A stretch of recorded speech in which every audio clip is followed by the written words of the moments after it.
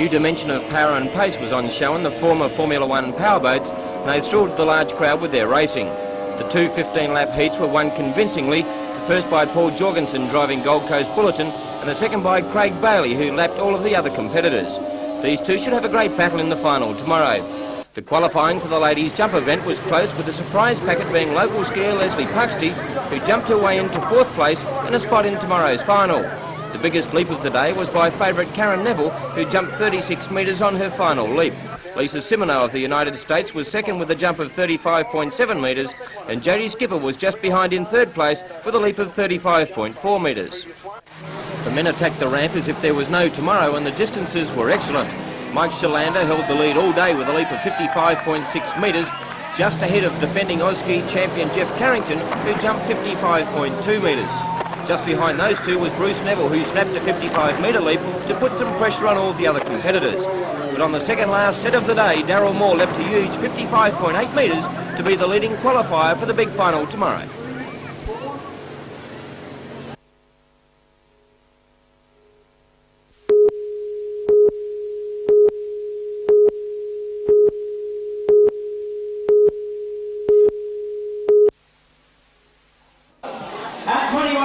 Some of Australia's top horses came under the hammer before a record turnout of 2,000 people from here and overseas. The auction of 70 horses attracted 4 times more people than previous biannual sales at Lochinvar.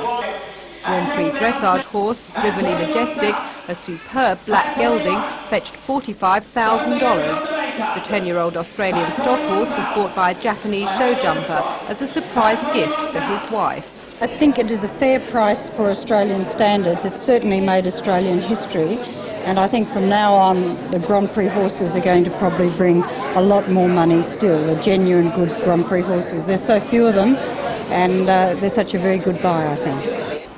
Grand Prix dressage bay gelding Galubay was the star of the day. The National Grand Prix Special Champion, with more wins already than most horses have in a lifetime, was sold to a New Zealand buyer for a massive $61,000.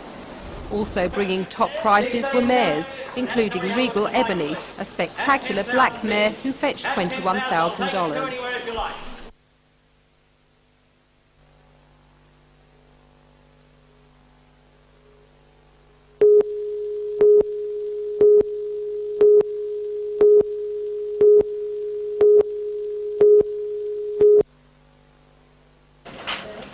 Computer operators will remain on strike until March the 2nd. In the meantime, registry staff will not be able to cross-check registration numbers to detect stolen vehicles. The system will also affect police checks, although it's understood they can use a backup system for urgent inquiries. The motor registry says few motorists will notice any delays. People renewing their registration have no effect whatsoever, but those transferring or registering a second-hand or a new motor vehicle without number plates will not be able to have the engine checked at this stage on our computer records to establish if it's been stolen or not. And we will post them out their registrations when we are able to complete that, but we won't inconvenience the people themselves. Okay, that's it. That's perfect. Thank you.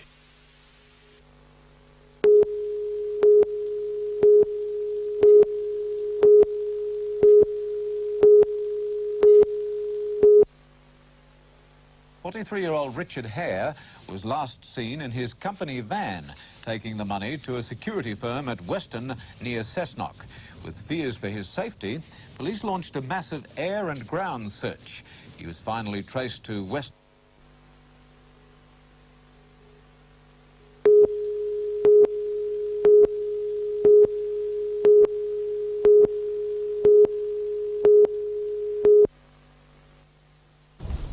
Real Estate Institute figures show a $9,000 rise in the median price of a house to $86,000 in 6 months up to January this year. More than half local sales were between $60,000 and $100,000. However, Chairman of the Newcastle division of the REI, Fred Andreessen, says the rise will level off. Prices in Newcastle have really played catch-up until now for the last year and a half. They will continue to increase, but at a much slower pace. I can't see them coming down. He says Newcastle's interdependence on industry in the early 80s is changing. The Sydney influence on Central Coast home prices is being passed on to this city, and he believes that as Sydney prices peak against high interest rates, that effect could also be passed on. Meanwhile, potential first home buyers have backed out of the market, exposing a more serious problem in Newcastle in rental accommodation. Our occupancy rate in the rental market, the private rental market, that is the worst in the whole of Australia. We are worse off than any other city in Australia. Adelaide, Perth, Brisbane, you name it, we are worse. That in effect is a very uncomfortable situation to be in. Mr Andreessen says the solution is to encourage investors to look towards low-density housing. He wants local governments to bow to state government pressure and ease the crisis by loosening strict building and planning codes. They're not necessary. We're not looking for slums, we're looking for housing to house people.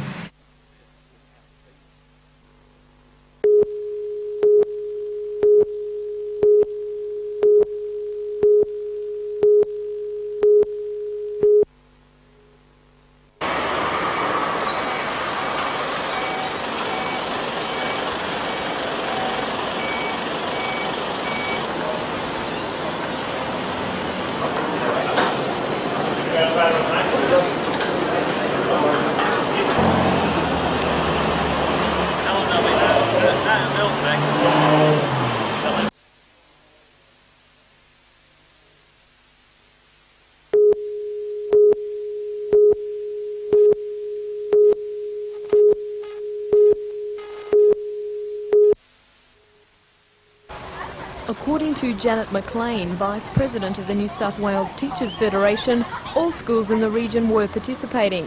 However, we found 6 of the 10 we contacted were not.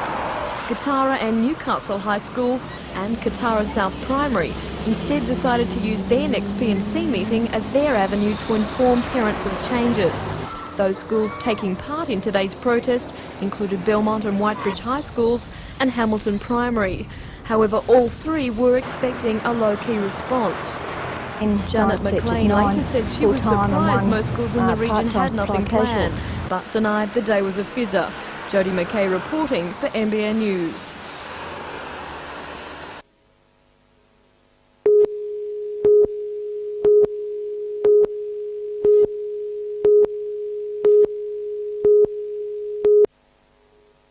Whitewash.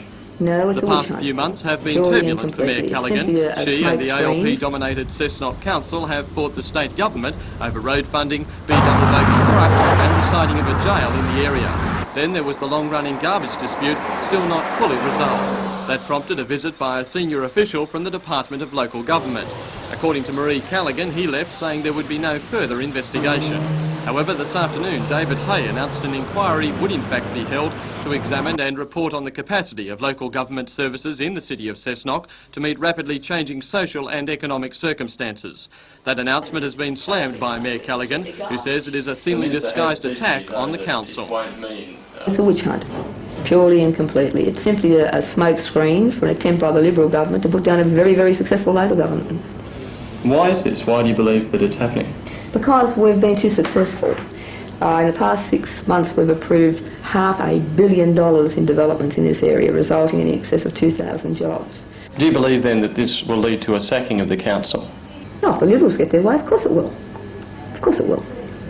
Despite all this then, do you still think that you have the support of the majority of residents of Cessnock? Of course we do. We've, apart from this strike, which has been most unfortunate and I believe engineered politically as well, apart from that we've done very, very well. Look at what we've achieved.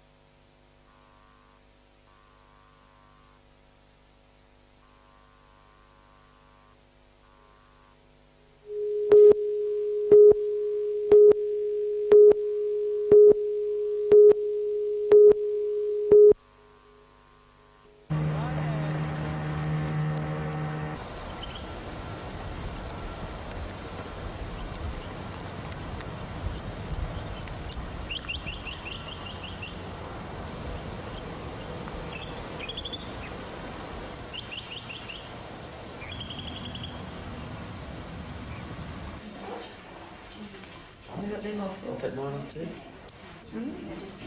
Are they dirty?